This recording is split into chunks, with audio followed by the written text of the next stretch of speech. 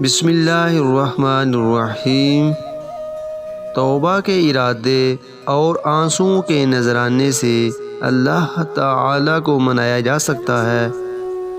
دکھی انسانیت کی خدمت کی باتیں کرنے والے تو بہت ہیں، لیکن عملی کام کرنے والے بہت کم۔ جہالت ایک قسم کی موت ہے اور جاہل لوگ چلتی پھرتی لاشیں ہیں۔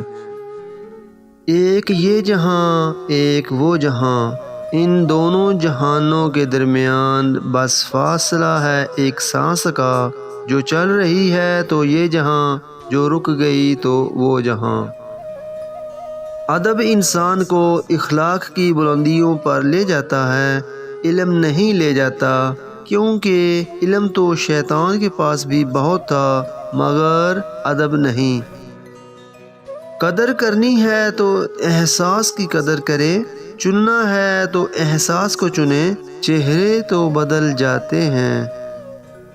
مصیبت کے وقت گھبرا جانا مصیبت سے بڑی مصیبت ہے۔ یہ دنیا بھی کتنی عجیب ہے، ایماندار کو بے وقوف، بے ایمان کو عقل مند اور بے حیا کو خوبصورت کہتی ہے۔ بری اور شریر عورتوں سے خدا کی پناہ میں رہ، اور نیک عورتوں سے بھی پرہیز کر کہ ان کی طرف میلان کا نتیجہ شر ہی شر ہے۔ اپنی گردن نیچے کر دے جب تو کوئی خلاف طبع بات سنے جس سے تجھے تکلیف ہو، اس طرح وہ تجھ سے ٹل جائے گی۔ تیری روزی تجھے ہر وقت ہر لمحہ ڈھونڈتی رہتی ہے، تو اس کی تلاش میں خود کو ذلیل و خوار مت کر۔ اپنے آپ سے خوش ہونا اور اپنے آپ پر غرور تکبر کرنا کم عقلی اور بے وقوفی کی نشانی ہے۔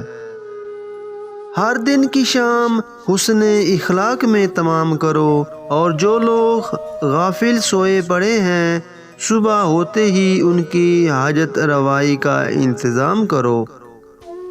جس بندے کی عقل تھوڑی ہوتی ہے وہ جب گناہ کرتا ہے تو اس کی عقل اس کا حوصلہ بڑھاتی ہے کہ یہی کام تیرے لیے بہتر ہے۔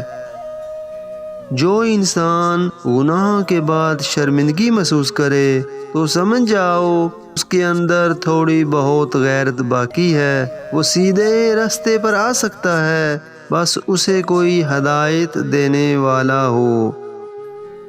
کوئی گناہ کسی کی بھی رضامندی سے حلال نہیں ہوا کرتا۔ عقل مند وہ ہے جو دنیا سے الگ ہو جائے اس سے پہلے کہ دنیا اس سے الگ ہو جائے۔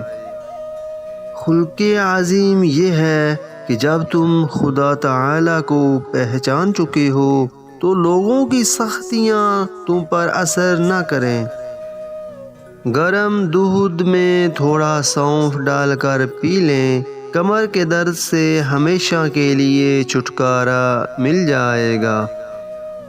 قبر کے اندھیرے جیسا کوئی اندھیرا نہیں، اس اندھیرے کو دور کرنے کا سامان صرف زندگی میں ہی کیا جا سکتا ہے۔